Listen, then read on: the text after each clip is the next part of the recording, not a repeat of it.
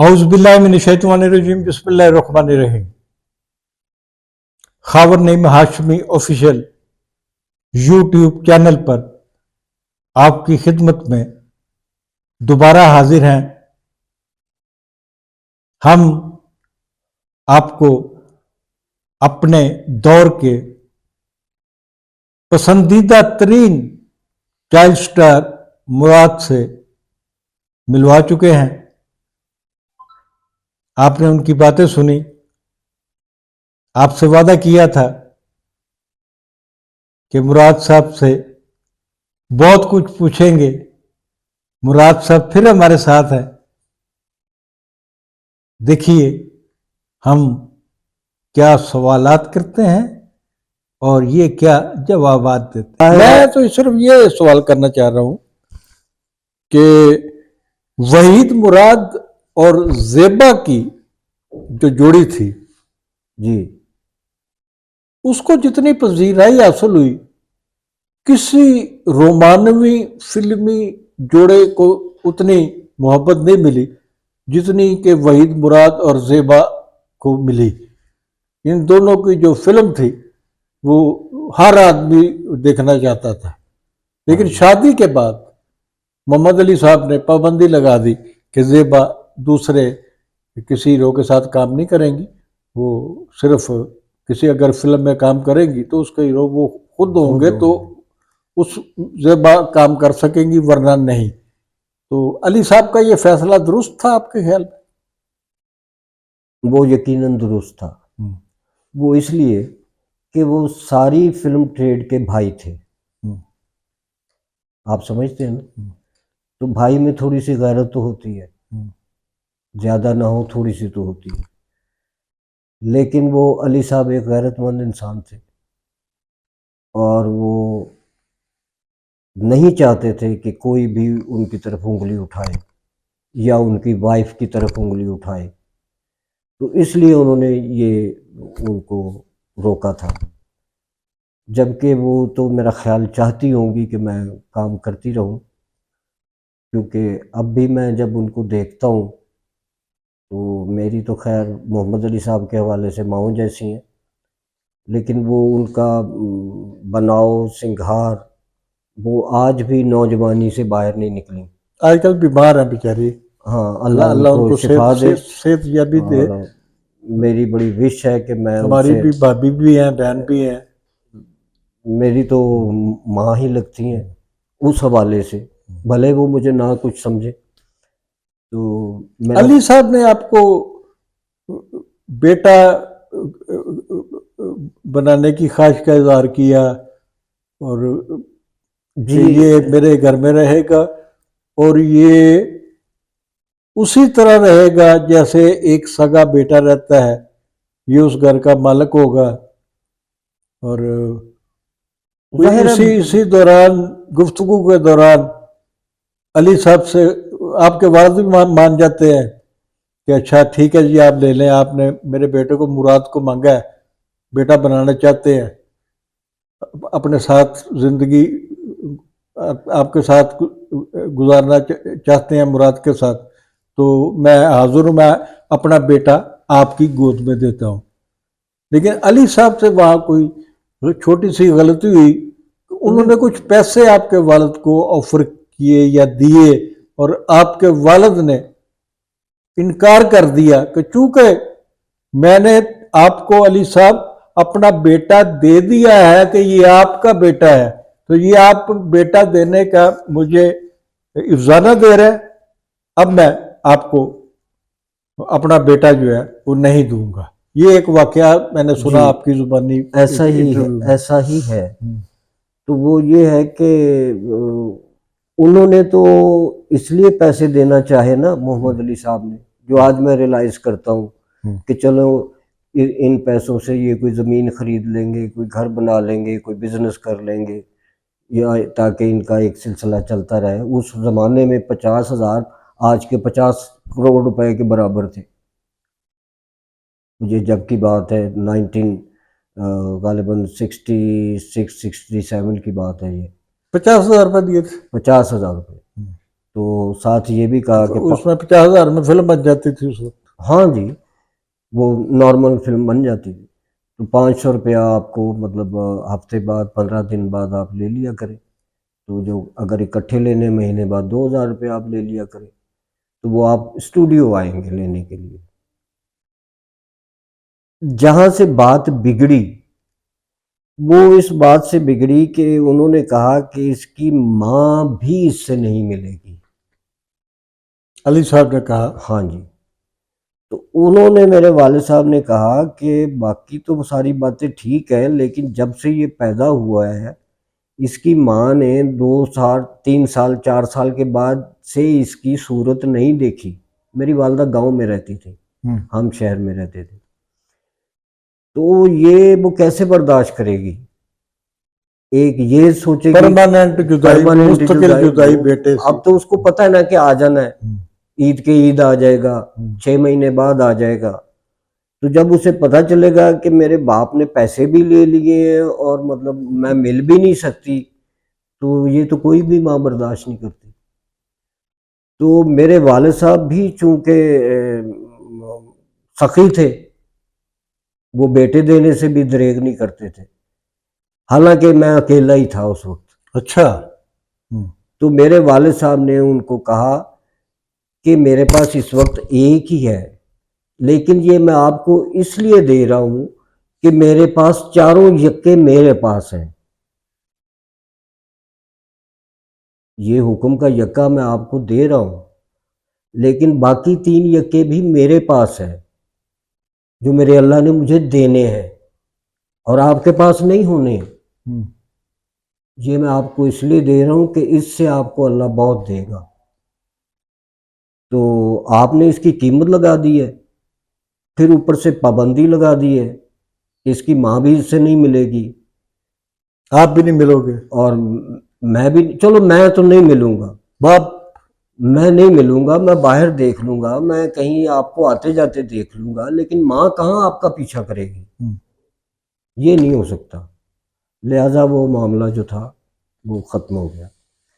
तो उसके बाद अच्छा, अगर मुराद साहब मैं आपकी बात काट रहा हूँ कि मोहम्मद अली साहब पैसे ना देते, अली साहब के आप बेटे बन जाते, उनके वारिस बन जाते, बेटे ही नहीं बनते उनके वारिस भी बन जाते, हर किस्म के वारिस भी बन जाते। जी जी, उन्होंने सिद्के दिल से कहा कि ये मेरा बेटा है, तो उनकी जायदाद भी आपके नाम पे होती, हर चीज़ आपके नाम पे होती है, आप उस घर के उसी तरह रहते जिस तरह मोहम्मद अली साहब जी रहते जी, हैं या उनका जो बेटा एक रहता बेटे का है। हक होता है।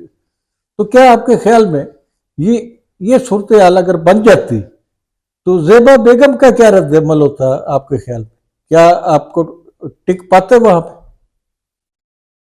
मेरा ख्याल है नहीं, क्योंकि मैं भी अपने मिजाज का लड़का हूँ, था उस वक्त। मुझे भी ज़रा ज़रा सी बात नागवार गुजरती थी। मैं भी बड़ा जलाली हुआ करता था अपने बचपन में। तो रुपया पैसा उस ज़माने में भी मेरी ज़रूरत नहीं थी और आज भी नहीं है। लेकिन मैंने ये अब देखा है कि पैसा आज के दौर में इंसान की बहुत बड़ी ज़रूरत है। इसके बगैर ना कोई रिश्ता है, ना कोई ताल्लुक़ है, ना कोई वास्ता है, ना कोई और आपका निज़ाम है। नाजरीन, मुराद साहब, मास्टर मुराद साहब से गुफ्तगू जारी है हमारी, ये चलती रहेगी। अभी बहुत सी बातें इनसे पूछनी है, बड़ी अहम बातें पूछनी है। ये पाकिस्तान के वाहद चाइल्ड स्टार हैं जिन्हें हॉलीवुड की फिल्म में साइन किया गया, इनका इंतखाब कर लिया गया, लेकिन उस हॉलीवुड की फिल्म के डायरेक्टर प्रोड्यूसर पाकिस्तान आए थे। वो आए, इनसे राब्ता किसी तरीके से हुआ, लेकिन ये उस फिल्म में काम नहीं कर सके। हम इस वाक़ये के हवाले से मुराद साहब से सवाल करते हैं कि ये क्या वाक़या है कि आप हॉलीवुड की फिल्म कैसे मिली और फिर आप उसमें काम भी ना कर सके। जी, वो ऐसा हुआ कि ये जो अलैदगी का वाला सिलसिला है, ये हो चुका हुआ है मोहम्मद अली साहब के साथ। ये वाक़या गुज़र चुका है। तो उसके बावजूद मतलब ये जो आपको बेटा बनने की हाँ, पेशकश की गई वो थी, उसके उसके बाद की बाद बात के का बाद। बात है जब आपको हॉलीवुड वालों ने कहा। हाँ, तकरीबन मैं उस वक़्त था कोई 11 बरस का, जब की ये बात है। तो इस दौरान मैं वो फ़िल्म थी एक आग, मोहम्मद अली साहब मोहम्मद अली की साहब ज़ाती की फिल्म। ज़ाती फ़िल्म थी। उसमें भी मैं काम कर रहा था। मास्टर जिमी भी काम कर रहे थे मेरे साथ। वो गाज़ी साहब एक होते थे आर्टिस्ट, वो उनकी बेटी थी, जो लड़कों के रोल किया करती थी। वो उस ज़माने में नेगेटिव वगैरह जो है ना, वो भी बेचा करते थे कंपनी से ला के। तो लोगों का किराया बच जाता था। तो वो जाना आना, तो वहाँ करीब ही उनका घर था, तो वहाँ से जाके ले आते थे जिसको ज़रूरत पड़ती। तो वो थे, तो उनके साथ बड़ा अच्छा मतलब सिलसिला चल रहा था। लेकिन आग के बाद मेरा घर मेरी जन्नत तक, उसमें भी मोहम्मद अली हीरो थे, हाँ जी, रानी के साथ शायद। जी। तो वो भी मतलब लेकिन उस मेरा घर मेरी जन्नत में जो था रवैया, हालाँकि उनके साथ कंबाइंड काम मेरा नहीं था, तो लेकिन वो जब सेट पे होते थे तो वो उनका रवैया जो था वो मुख्तलिफ हो गया था। मुख्तलिफ हो गया हुआ था। वो आँखों में वो वाली बात नहीं थी। मतलब वो जो इनकार है, उनकी ख्वाहिश है, वो पूरी नहीं हुई, तो तो उसका उनको वो बहुत गुस्सा एक था। गुस्सा और मतलब वो था उनको। तो उस इस फ़िल्म के दौरान आग एक फूल एक पत्थर के दौरान सॉरी क्या नाम था उसका? मेरा घर मेरी जन्नत, जो असद तारिक। हसन तारिक साहब की, जिसमें मेरा छोटा-सा रोल था। तो उस फ़िल्म के दौरान ही वो वाक़या हुआ। उस वक़्त मैं वही 11-12 साल का था। तो वो आए तो आगा रियाज़ गुल साहब, जो आगा जी गुल साहब के बेटे थे, ग़ालिबन फ़याज़ साहब से छोटे थे या फ़याज़ साहब से बड़े थे। ये सज्जाद गुल साहब, शहज़ाद गुल साहब तो दोनों छोटे हैं उनसे। तो वो उस वक़्त स्टूडियो को देखा देखा करते थे। तो वो कैसे उनके साथ मीट हुए वो हॉलीवुड वाले या क्या हुआ, इसका तो मुझे इल्म नहीं है। लेकिन यहाँ पाकिस्तान में या हिंदुस्तान में या उन्होंने जहाँ काम करना था श्रीलंका में, वो सबको कोऑर्डिनेट यहाँ एशिया में वो कर रहे थे। तो यहाँ उन्होंने आके मतलब जब उनसे कहा कि हमें एक बच्चे की ज़रूरत है, जो निडर भी हो और मतलब जंगल का काम भी कर सके। ज़ाहिर है उन्होंने बताया, तो वो मेरे वालिद साहब को उन्होंने बुलवाया, बताया कि भई इस तरह एक फ़िल्म है, तो वो ये है कि अगर तुम चाहो तो ये बच्चे को तुम वहाँ भेज भी सकते हो बाद में, इसकी पढ़ाई-लिखाई भी वहाँ हो सकती है। तो ये तुम सारी बातें सोच लो।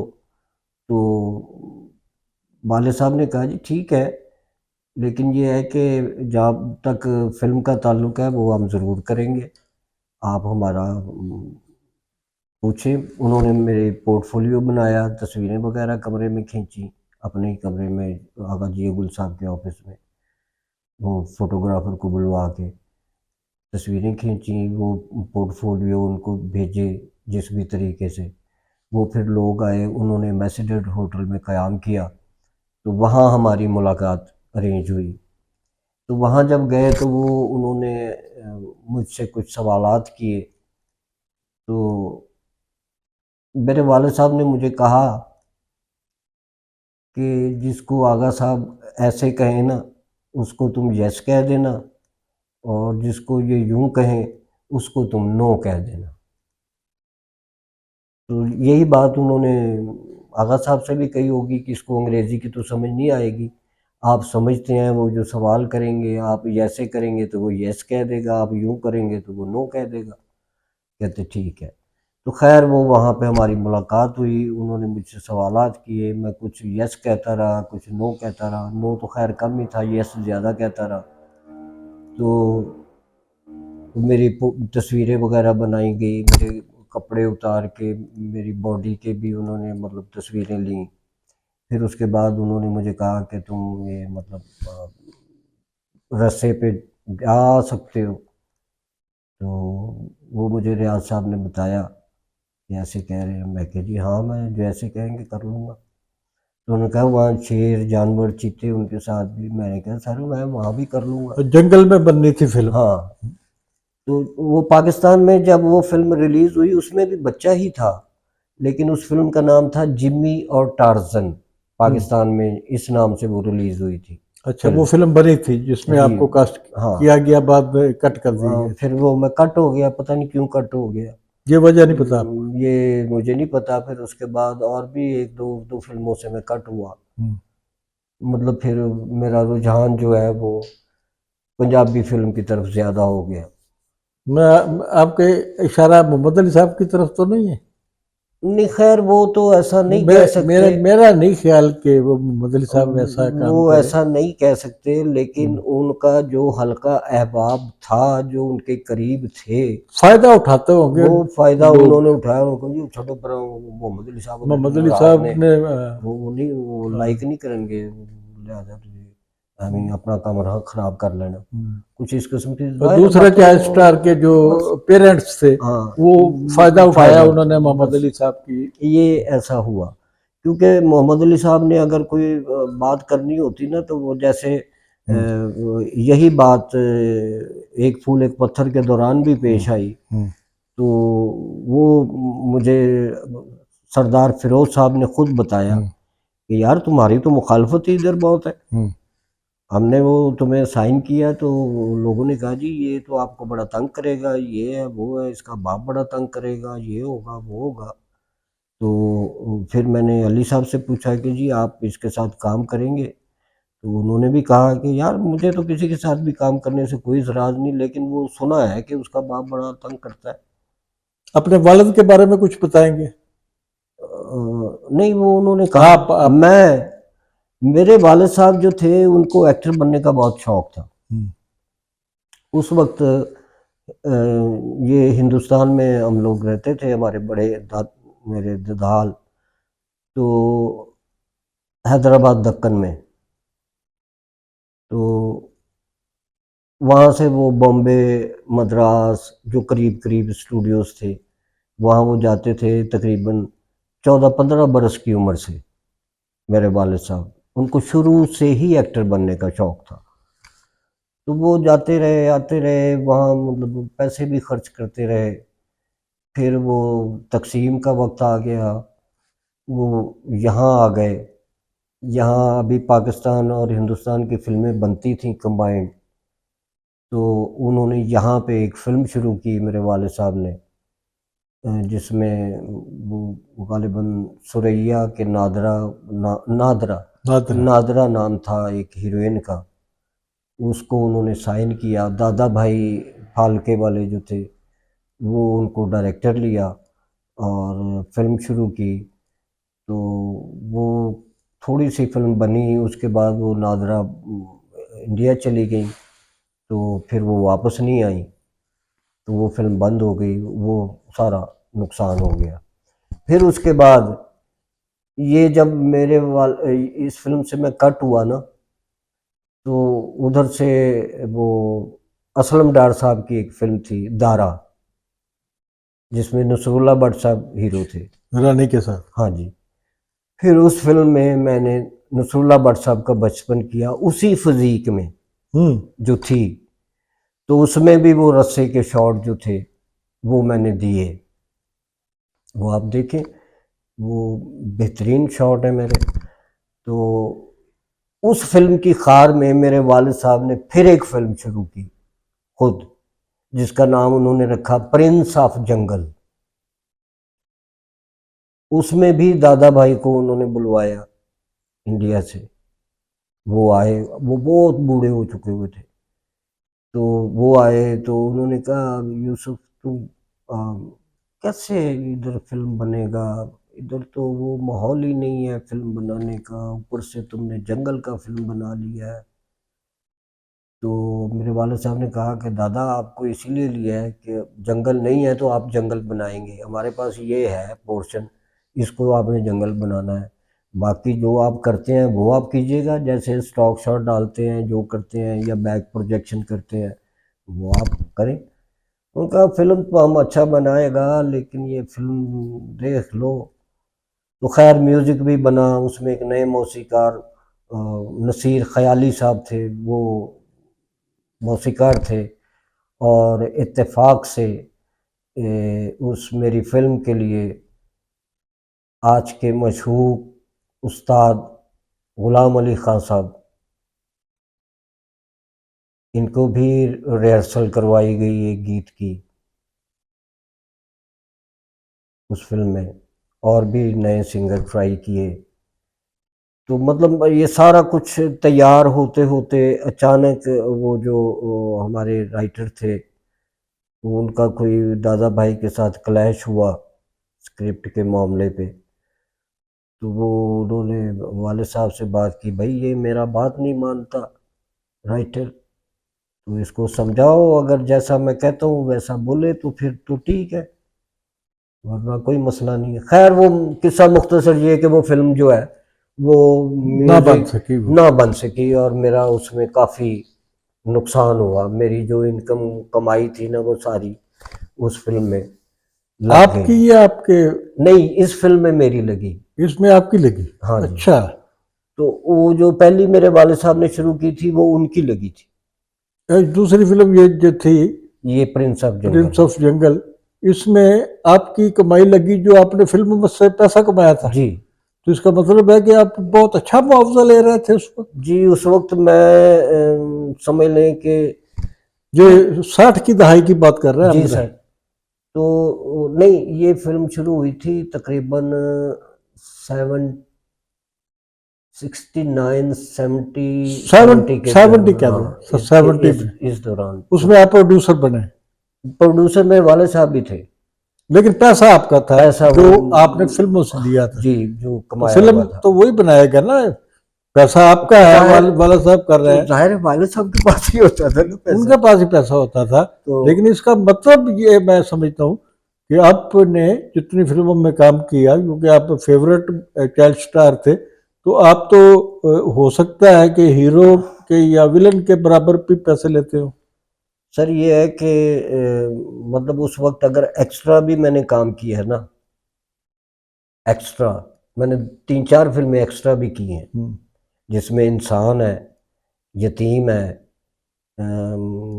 एक और फिल्म थी उसमें बच्चे हैं काफ़ी सारे, वो है एक, वो जिसमें नाज शरीफ है, अजमत थी कि पता नहीं क्या नाम था, हजरत इस्लाम। हाँ, वो इस तरह की कोई मजहबी सा नाम था उसका, उसमें भी मैं एक्स्ट्रा था 3-4 फिल्मों में। तो उस वक्त एक्स्ट्रा को जो है ना वो हजरत इस्लाम की वो बात कर रहे हैं जो सोनलता थी, जिसमें नई नहीं, लड़कियां थी, उसमें मेरा ख्याल नजीर साहब की नैयर फिल्म। भाभी थी, अच्छा और मतलब रुखसाना बेगम थी, अच्छा और कुछ अच्छा, ये कोई और फिल्म थी। हाँ अच्छा, मुझे नाम याद नहीं। मजहबी वाले फिल्म बन रही थी। उसमें नाज शरीफ थी बहरहाल।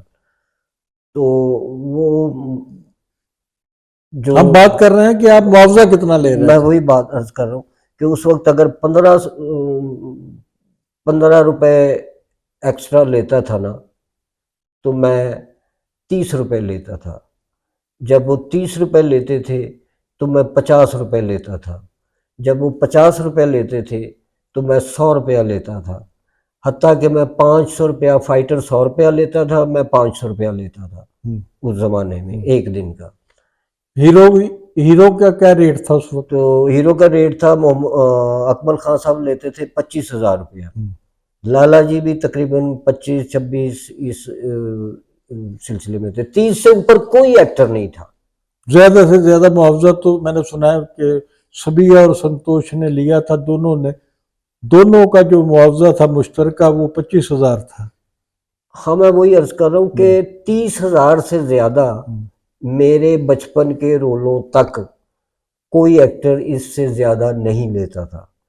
तो उस दौरान जब मैं जिन फिल्मों में मेरे थ्रू आउट रोल थे उनमें मैं 10,000 रुपया फिल्म का लेता था। 10,000 रुपया।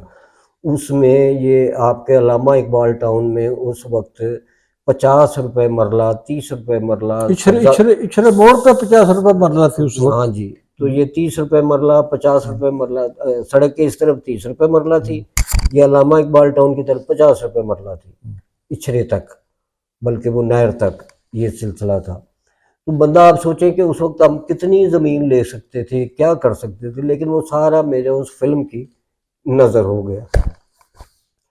तो खैर इसलिए मुझे पैसे की तो शुरू से कोई टेंशन नहीं रही, तो आज भी नहीं है, अल्लाह का शुक्र है। लेकिन आज भी मैं ये चाहता हूँ इतना हो कि किसी के सामने हाथ ना फैलाना पड़े, इतना हो कि किसी किराए के लिए, किसी किराए के, क्योंकि आज किराएदार की ज़िंदगी जो है वो बड़ी परेशान हाल है।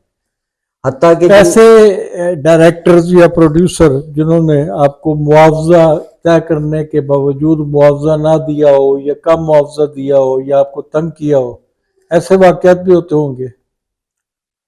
खैर ऐसे तो होते ही रहते हैं, आखिर में मतलब मिन्नत तरला हो जाता है कि यार मतलब वो फिल्म लग जाए फिर तो दे देंगे, कोई गल नहीं की, कोई मसला। लेकिन दो प्रोड्यूसर ऐसे आए मेरी लाइफ में जिन्होंने फिल्म ख़त्म होने के बाद, फिल्म लगने के बाद भी मेरा उसी तरह ख्याल रखा जैसे वो फिल्म के दौरान रखते थे।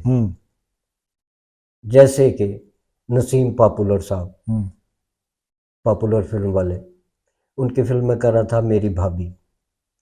तो मेरी भाभी में जो भी मेरा उनके साथ डिसाइड था, उस फिल्म के अलावा उन्होंने 2 ईदों पे मुझे सूट बनवा के दिए, 2 पीस, और साथ ईदी भी दी।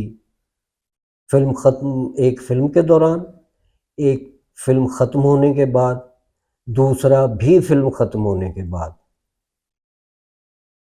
मुझे उन्होंने 3 सूट बनवा के दिए ईद पे। तो नज़ीर अजमेरी साहब एक प्रोड्यूसर डायरेक्टर होते थे, उनकी फिल्म मैंने की पर्दा, जिसमें वो शमी बाराती में, हाँ, शमीम आरा बेगम, और उसमें अकील साहब भी हीरो थे फर्स्ट टाइम। ये जो ज्वेलर नहीं है, जी जी जी, नूर जहाँ के दामाद भी रह रहे, हाँ, जिले उमा से शादी हुई थी। जी जी, ये फिल्म के हीरो थे। तो मैंने इनका बचपन किया था, तो उसमें उन्होंने वल्लाह इल्म क्या तय हुआ था, तो मेरा उनकी तरफ 500 रुपया बकाया था। तो वो फिल्म ख़त्म हो गई, हमें पता चल गया कि जी काम ख़त्म हो गया है। उस वक्त डबिंग का तो इतना रुझान नहीं होता था, रियल रिकॉर्डिंग होती थी। तो वो बुलाया उन्होंने अपने घर, नज़ीर अजमेरी साहब ने समनाबाद। तो उन्होंने कहा कि बेटा फिल्म में तो तुम्हारा काम ख़त्म हो गया, तो अब ये बताओ तुम्हारे पैसे। मैं कहा जी मुझे तो पता नहीं है, वो वाले साहब को ही पता है। तो मेरे वाले साहब भी थे, उनको बुलवा लिया, वो बाहर ही थे रक्शे में बैठे हुए कि तुम मिल आओ। तो उन्होंने बुलाया, पता नहीं कोई काम है या क्या है। तो खैर हम, वो भी आ गए। उन्होंने कहा भाई यूसुफ तुम्हारे कोई पैसे हैं बकाया? तो उन्होंने कहा जी नहीं, हमारे पैसे तो क्लियर है। तो हम तो इसलिए आए हैं कि शायद कोई काम रह गया है जो। तो उन्होंने उस वक्त, मुझे अच्छी तरह याद है, 500 रुपया उन्होंने मुझे दिया कि ये परसों ईद है, तो ये तुम्हारी ईदी है। ईदी है, और ये 1000 रुपया यूसुफ, आपके वालिद को दिया। हाँ, कि ये 1000 रुपया इसके काम के अलावा मैं दे रहा हूँ। अच्छा, बल्कि तरन्नम नूरजहान के साहबजादे शौकत हुसैन रिजवी साहब के साहबजादे अकबर हुसैन रिजवी के जनाजे पे आपकी मोहम्मद अली साहब से आखिरी मुलाकात हुई। जी, तो उस वक्त मोहम्मद अली साहब उस जनाजे में किस हालत में थे और आपके साथ क्या गुफ्तगू हुई आखिरी मुलाकात में? मोहम्मद अली साहब उस वक्त सफ़ेद पैंट शर्ट में थे, और वो जहाँ घर है ना शौकत साहब का पुराना घर, उसके बाहर वो बैठे हुए हैं। तो बाकी ये जो लॉन था उसमें सब जो लोग, स्टूडियो के अंदर जो घर है। जी जी, स्टूडियो के अंदर एक तो शौकत साहब का मैडम यास्मीन वाला घर है ना, एक वो घर है जहाँ असगर हुसैन रिजवी साहब आजकल रहते थे, और अकबर साहब ऊपर रहते थे और असगर हुसैन रिजवी साहब नीचे रहते थे। अच्छा, जो असल में पुराना घर शौकत साहब का यही था। उसके बाद वो बनाया उसके बाद यास्मीन जहाँ रह रही है। हाँ, उसके बाद वो यास्मीन साहब से भी मैं जियो न्यूज़ के लिए एक डॉक्यूमेंट्री उन पर भी बना चुका हूँ, और उनकी सेहतयाबी और लंबी उम्र के लिए दुआ गो हूँ। अल्लाह पाक और उनको आप शिफा अता दुआ फरमाए कीजिए कि उनसे फिर हम मुलाकात करें। इंशाअल्लाह। तो ये आप बता रहे थे कि मोहम्मद अली साहब से तो वो आपकी आखिरी मुलाकात कैसे हुई? वो वहाँ बैठे हुए हैं, तो सब लोग जनाजे के इर्द गिर्द हैं, तो वो अकेले कुर्सी पे बैठे हुए हैं और उस तरफ देख रहे हैं जनाजे की तरफ। तो मैं, वो छोटा गेट जो है वो बाहर शाहनूर की तरफ से जो इस तरफ आता है, तो मैं वो गेट खोल के जब आया तो पहली निगाह ही मेरी उन पे पड़ी है। तो इधर लेफ्ट साइड पे वो पार्क में वो सारे लोग थे, तो मैं चलता चलता सीधा उनकी तरफ गया हूँ, फिर मैं जनाजे की तरफ बढ़ा हूँ, लेकिन निगाह मेरी उनकी तरफ ही है। मैं आपका जवाब बड़ा दिलचस्प होगा डेफिनेटली। इस वाक़े में जब मोहम्मद अली साहब से आपकी मुलाकात हुई और उस वाक़े में जब उन्होंने आपको अपना बेटा बनाने की कोशिश की, इसमें कितने अरसे का फ़र्क था? इसमें तकरीबन तकरीबन वो समझ लें कि वो 66 वो वाक़या था 70-71 का। वो जब बेटा बनाने की उन्होंने आपको? नहीं, बेटा बनाने की बात तो हुई है 67-68 में। अच्छा, तो ये बात की बात है, इसकी 4-5 साल के बाद आपकी आखिरी मुलाकात होती है? नहीं, मेरी मुलाकात होती है 2005 में। 2005 में? हाँ जी, इनका इंतकाल 2005 में हुआ था? मेरा ख्याल है 2005 में हुए या 2004 में हुआ। अच्छा, अकबर हुसैन अकबर रिजवी हुसैन साहब। रिजवी का। तो उस पे उससे पहले मेरी मुलाकात हुई है एक सेट पे, साम्राज्य के सेट पे। वो मतलब 80 की दिहाई की बात है वो। उसमें भी मेरी एक मुलाकात हुई है सेट पे, जिसमें उन्होंने कहा इसको बाहर निकालो। तो वो भी उनका प्यार था कि वो मेरी बड़ी हुई दाढ़ी देख के उनको अच्छा नहीं लगा। हालांकि वो काली दाढ़ी थी, सफ़ेद नहीं थी, लेकिन उनको अच्छा नहीं लगा कि मेरी दाढ़ी बड़ी हुई है। तो वो उन्होंने कहा इसको बाहर निकालो। उन्होंने कहा जी बाहर क्यों कर दिए, ये मेरा असिस्टेंट है। वो जो डायरेक्टर थे वो उन्होंने बोला भाई तुम्हारा असिस्टेंट है तो तुम अपने असिस्टेंटों के ये हुलिये रखते हो, जाओ इसको शेव करवा के आओ। वो मैं निकला, फिर सामने से शेव शेव करवा के आया बाहर। वो फिर काम आ गया। हम बात कर रहे हैं आखिरी मुलाकात। तो आखिरी मुलाकात में वो मैं जनाजे की तरफ बढ़ रहा हूँ तो देख रहा हूँ, तो वो वैसे फिक्स हुए हुए हल्की हल्की, जैसे आपकी दाढ़ी बड़ी हुई है इतनी उनकी भी दाढ़ी बड़ी हुई, सफ़ेद सफ़ेद। तो वो उनकी आंखों में एक उदासी थी, तो मैं ये समझा शायद जनाजे की वजह से है, होता है ना, लेकिन नहीं, वो कुछ और था उस वक्त। या उनकी तबीयत ठीक नहीं थी, या वल्लाह इल्म वो किस कर्ब से उस वक्त गुजर रहे थे मैं नहीं जानता। लेकिन मैं वहाँ से वापस आया हूँ और मैं आके ना थोड़ा सा एंगुलर होके तो उनको देख रहा हूँ, तो वो फिक्स हुए हुए। तो थोड़ा सा मैं और आगे बढ़ा हूँ, तो जैसे मेरा किसी बंदे को पता चलता है कि कोई आया है, तो उन्होंने यूं करके देखा है ना, तो मेरी तरफ देखा उन्होंने, तो देख रहे हैं, तो मैं उनकी तरफ आगे बढ़ा हूँ। कुछ नहीं उन्होंने कहा, लेकिन उनकी आंखों का वो जो एक्सप्रेशन था वो चेंज हुआ, वो जो था ना कर्व वाला, वो चेंज हुआ। और मैं बिल्कुल उनके सामने आ गया, मैंने जनाजा कवर कर लिया। तो मैंने कहा डैडी, तो उन्होंने यूं करके देखा मुझे, तो मैं बैठ गया उनके पास। वो कुर्सी पे बैठे हुए, मैं ज़मीन पे बैठ गया।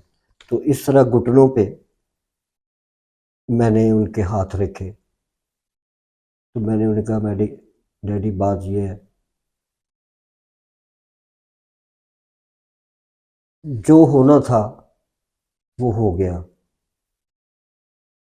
मेरे वालिदैन की गलती थी, मेरी थी या आपकी थी, जो होना था वो हो गया। बस आप ये मेहरबानी फरमाएं, मुझे माफ़ कर दें। मैंने ऐसे हाथ जोड़े उनके सामने, मैंने कहा आप मुझे माफ़ कर दें। बस उन्होंने मेरे हाथ यूं करके पकड़ लिए, दोनों बाजुओं से, दोनों हाथों से यूं हाथ पकड़ लिए और अपनी तरफ खींचे। उन्होंने खींचे तो मैं बिल्कुल झुक गया उनकी टांगों में, उनके घुटनों में मैंने सर दे दी। उन्होंने मुझे यूं करके भींच लिया घुटनों में और मेरे ऊपर झुक गए। झुक के कहते हैं ठीक हो गया, अब ठीक हो गया, अब बिल्कुल ठीक हो गया। तो मुझे यूं करके उठाया उन्होंने। अब तुमने घर आना है। क्या कहा मैंने कहा जी घर आना है, ये भूल नहीं जाना तुमने, घर आना है, जरूर आना है। ये उन्होंने इस तरह कहा जैसे कि मैं हुक्म शायद दे हुक्म दे रहा है कि दे रहे बुजुर्ग हैं, की हुक्म दे रहे हैं। जरूर आना है। तो वो सर, उसके बाद कोई महीना 1.5 महीना गुजर गया, मैं नहीं गया, मेरे ज़हन से वो बात निकल गई, अपनी उलझनों में पड़ गया मैं। तो एक सैयद है, उनको राइटर बनने का बड़ा शौक था, है बल्कि अभी भी, सैयद जैन रिजवी साहब, जो फिल्मी नाम उन्होंने रखा अपना सैयद मतीन रिजवी। तो वो आए मेरे पास, कहने लगे वो मैंने सुना है वो तुम्हारी सुलह हो गई है। अब मैं हैरान कि इनको कैसे पता, ना कोई ये खबर अखबार में आई, ना किसी को पता, ना कोई बात। मैंने कहा शाह जी ये तो मतलब आपको कैसे पता चला कि सुलह हो गई। वो छोड़ो, ये नहीं पूछते होते, बस अब किस दिन जाना है उनकी तरफ। मोहम्मद अली साहब की तरफ हाँ, उन्होंने इनवाइट किया है। मैंने कहा जी क्या करने जाना है सर, वो अपने घर में खुश है, खुश रहे। नहीं नहीं, तुम्हें उन्होंने कुछ नहीं कहा, अब मुझसे सवाल कर रहे हो। मैंने कहा आप तो कह रहे हैं कि तुम्हारी सुलह हो गई, आपको पता नहीं है, तो आप मुझे बताएं। कहने में तुम्हें उन्होंने बुलाया है घर। अब ये बातें मैंने तो नहीं उनसे कही। मैंने कहा जी अच्छा। मैंने कहा कब चलें, जब आप कहें। कल जुमा है, अच्छा दिन है, तो जुमे के बाद हम चलेंगे, तुम तैयार रहना। मैं कहा अच्छा जी। वो कह के चले गए। दूसरे दिन वो आ गए जुमे के दिन, मोटरसाइकिल बाइक पे। अच्छा, वो कुछ ऐसी शख्सियत थी कि वो मोटरसाइकिल पे चलते हुए ना एकदम मोटरसाइकिल वापस मोड़ लेते थे। हम्म, हम्म। पता नहीं क्या, वापस मोड़ के यूं चक्कर काट के फिर आना, फिर फिर उसी रास्ते पे अपने रास्ते पे चला। मैं क्या चाची जी आप क्या करते, बस तुम देखा करो क्या होता है। खैर हम कोठी पे चले गए। मोहम्मद अली साहब के घर चले गए, चले गए, अब कोठी पे चले गए तो जो मुझे, अब बिक चुकी है कोठी। हाँ जी, तो मुझे तारीखी कोठी जहाँ पे मुझे इस बात का इतना दुख है उस कोठी के बिकने का। अगर मेरे बस में होता ना तो मैं जेबा भाभी को कहता कि खुदा के वास्ते और कुछ बेच दें, इसको मत बेचें, क्योंकि वो एक तारीखी विरसा है, नायाब कोठी थी, विरसा है। विरसा है वो। बल्कि हमारे जहाँ पर बादशाहों तक ने क्याम किया। जुल्फकार अली भुट्टो साहब जो है वो बेशुमार दफा वहाँ गए। वो भले आपको उससे कोई फायदा हो ना हो, लेकिन वो एक यादगार है पूरी रहती दुनिया तक। जब तक पाकिस्तान कायम है वो कोठी एक यादगार रहती। लेकिन वो उन्होंने पता नहीं क्यों बेच दी, क्या उनको नजर आया उसको बेचने में, मेरी समझ से बाहर है। मुझे समझ आती है कि शायद ज़ेबा बहन को, ज़ेबा भाभी जो है, जब उस कोठी में अली साहब के बाद तन्हाई महसूस करती हूँ तो बहुत अब भी ज्यादा। महसूस करती हूँ, तो अब तन्हाई उसमें नहीं है। उसमें यादें जो बसी हुई थी वो उनको वो सताती सर ये हैं। सब कहने की बातें, मैं नहीं मानता इस बात को। बल्कि उसमें ज्यादा सुकून होता है अपने घर में रहते हुए। वो यादें जो है वो इंसान को जिंदा रखती हैं कि यहाँ हम ऐसे बैठे हुए थे, यहाँ हम ऐसे बैठे हुए थे, यहाँ हम ये कह रहे थे। वो यादें इंसान को जवान रखती हैं। अब किसी नई जगह पे जाके, इसका मतलब वो भूलना चाहती हैं इन सारी बातों को, तो भूलने वाला तो वफादार नहीं होता। नाजरीन, मुराद साहब जज्बाती हो गए मोहम्मद अली साहब के हवाले से। इनसे बहुत तवील बैठक हुई है, बहुत लंबी गुफ्तगू हुई है, हर मौजू पे गुफ्तगू हुई है, लेकिन तिश्नगी अभी बाकी है। और ये हमारे एडिटर पर इन्हसार है, मुनसर होगा हमारे एडिटर पर कि वो इस इंटरव्यू को, मुराद साहब के इंटरव्यू को एक किस्त में देते हैं, ये एक से ज़्यादा किस्तों में देते हैं। ये मेरे बस में नहीं है, ये फैसला हमारी टीम ने करना होता है। तो या नाजरीन की पसंदीदगी ने करना है। आपकी सिर्फ जाते जाते ये कहूँगा, कुछ बातें ऐसी हैं जो मुराद साहब कह सके न मैं कह सका। मैं इस इंटरव्यू को मोहम्मद अली साहब के हवाले से ख़ास तौर पे जो जिक्र हुआ है, तिश्ना छोड़ता हूँ और अपनी ज़ुबान को ताला लगाता हूँ। आज तक के लिए इतना ही। जाते जाते आपसे गुजारिश करूंगा, Khawar Naeem Hashmi official YouTube channel को सब्सक्राइब जरूर करें। और ये पिछले 1-2 महीनों में सैकड़ों नहीं हजारों की तादाद में लोग जो हैं वो हमारे साथ शामिल हुए हैं।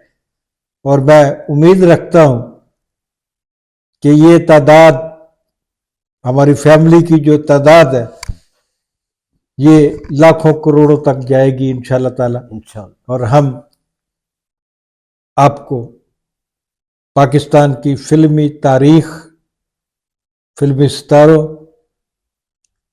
पाकिस्तान के सियासतदानों, पाकिस्तान के ब्यूरोक्रेट्स, पाकिस्तान के दीगर अहम जिम्मेदारान से मिलवाते रहेंगे। और ये सिलसिला आपकी दुआओं से चलता रहेगा। खुदा हाफिज।